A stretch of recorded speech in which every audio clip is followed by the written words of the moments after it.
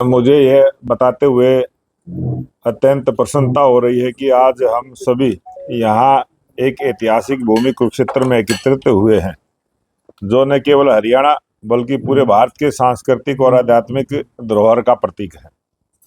आगामी 14 सितंबर को हरियाणा की पवित्र धरती पर माननीय प्रधानमंत्री श्री नरेंद्र मोदी जी अपने महत्वपूर्ण दौरे के दौरान राज्य के चुनावी अभियान का औपचारिक शंखनाद करेंगे।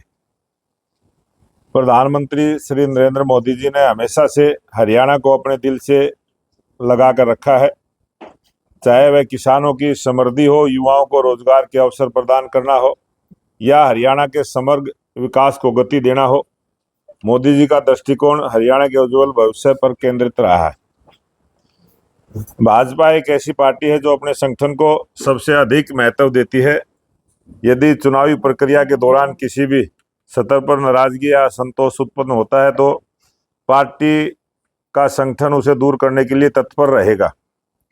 हमारा संगठन समर्पित और सक्षम है और किसी भी आंतरिक मुद्दे पर समाधान करने के लिए पूरी तरह से प्रतिबद्ध है।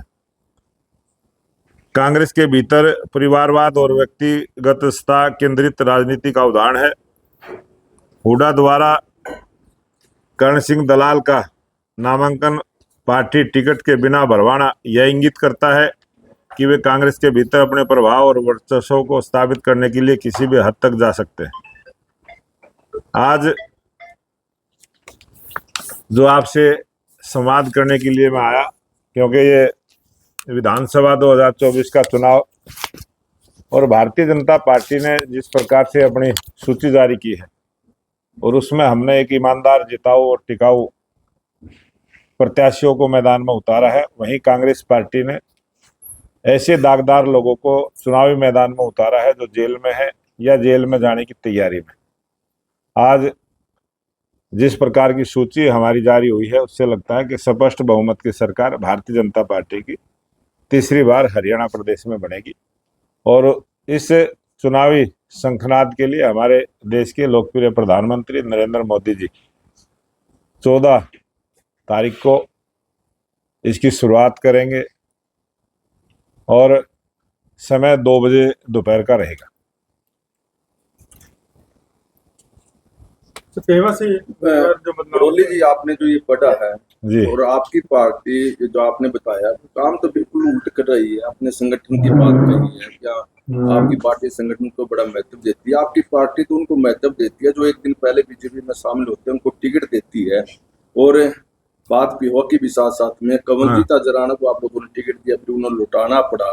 क्या आप सर्वे की बात करते हैं कि बार बार हम सर्वे करवाएंगे उसके बाद टिकट देंगे?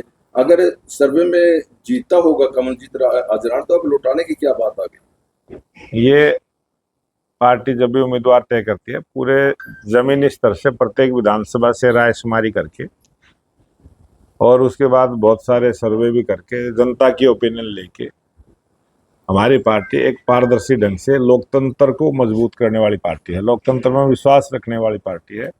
लोकतंत्र में ज्यादा से ज्यादा लोगों की भागीदारी हो और जनता की सेवा करने का जो भाव रखता हो, इस प्रकार के उम्मीदवार हमने दिए हैं। और कंवलजीत अजराना जी ने खुद से, आपने प्रेस में भी देखा होगा, उन्होंने अपने टिकट को छोड़ा है और उसकी जगह हमने एक अच्छे उम्मीदवार को मैदान में उतारा है। सर, आपने कहा कि अभी टिकाऊ जिताऊ उम्मीदवार पार्टी ने उतारेगा, तो क्या वो टिकाऊ जिताऊ और ईमानदार उम्मीदवार नहीं? सर्वे में सब थे, उन्होंने अपनी मर्जी से, एक उम्मीदवार ने जो छोड़ा है।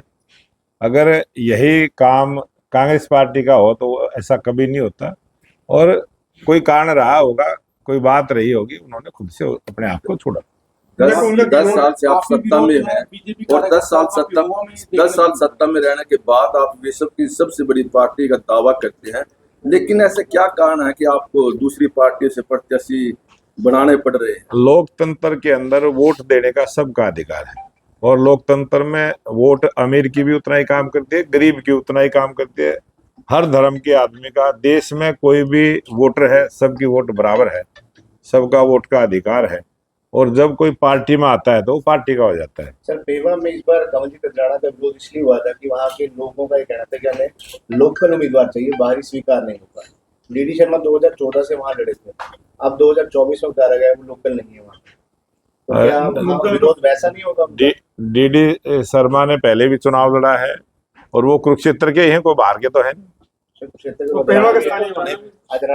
के वो देखो, अजराना का जो आपने बात, उन्होंने खुद से छोड़ा, कोई पार्टी ने छुड़वाया उसको, उसने खुद से अपनी इच्छा जाहिर की।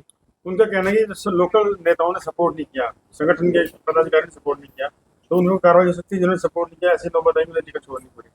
उन्होंने मीडिया में साफ कहा कि लोकल जो वहाँ के स्थानीय नेता थे बीजेपी के, उन्होंने भी सपोर्ट नहीं किया, इसलिए दावेदार थे उन्होंने। भारतीय जनता पार्टी के सभी कार्यकर्ता सभी के लिए काम करते हैं, लेकिन उन्होंने कहा है, जो भी मैंने सुना भी नहीं है, और जो उन्होंने कहा है वो ठीक है। तो प्रधानमंत्री आप तो रैली जिला स्तरीय, ये गगन जी, प्रधानमंत्री आ रहे हैं, रैली जिला स्तरीय रहेगी, राज्य स्तरीय रहेगी, क्या रहेगी? ये रैली हमने जो क्लस्टर बनाए हैं, उस क्लस्टर में जो 23 विधानसभा है, 23 विधानसभाओं की मैं आपको सूची दूंगा, जिन विधानसभाओं के कार्यकर्ताओं को यहाँ रैली में निमंत्रण करेंगे। जिस तरीके से 14 तारीख को प्रधानमंत्री आ रहे हैं, तो इसके अलावा भी प्रदेश के अंदर कोई केंद्रीय मंत्री आने की हमारी प्रत्येक विधानसभा पर कोई न कोई हमारा केंद्र स्तर का, प्रदेश स्तर का, जो हमारे स्टार प्रचारकों की सूची आएगी, उस सूची में से सभी 90 की 90 विधानसभाओं में जन आशीर्वाद रैलियां होंगी। और जो हमारे लोकप्रिय प्रधानमंत्री नरेंद्र मोदी जी की भी रैलियों की जो योजना है, उसमें 4 रैलियां अभी प्रस्तावित हैं। उनका समय जब आएगा आपको बताएंगे। एक कुरुक्षेत्र है, एक सोनीपत है, एक हिसार है और एक पलवल में। इस प्रकार से स्थान का चयन हुआ है। डेट और समय जब आएगा जब आपको बताएंगे। कांग्रेस की सूची जारी की गई है, 67 पहले आई थी, 2 रह गए हैं शायद, तो उनकी अभी जो सीटें बची हैं, उन पर भी हमारा राष्ट्रीय नेतृत्व बहुत जल्दी फैसला लेगा। बडोली जी, कांग्रेस का आरोप है कि नायब सिंह सैनी के चेहरे पर भारतीय जनता पार्टी इस बार सत्ता की हैट्रिक लगाना चाहती है, लेकिन नायब सिंह सैनी अपनी गृह सीट पर चुनाव नहीं लड़ रहे, वहां से लड़ना नहीं चाहते, डर है कहीं वहां से हार जाए, और यहाँ से डॉक्टर पवन सैनी को भेज दिया। हमारे प्रदेश के लोकप्रिय मुख्यमंत्री नायब सिंह सैनी जी ने 90 की 90 विधानसभा सीटों में जहां भी हमारे केंद्रीय नेतृत्व ने निर्णय लिया है, वो वहीं से चुनाव लड़ेंगे, ये उन्होंने पहले कहा भी था, और ये पार्टी का सिस्टम भी है।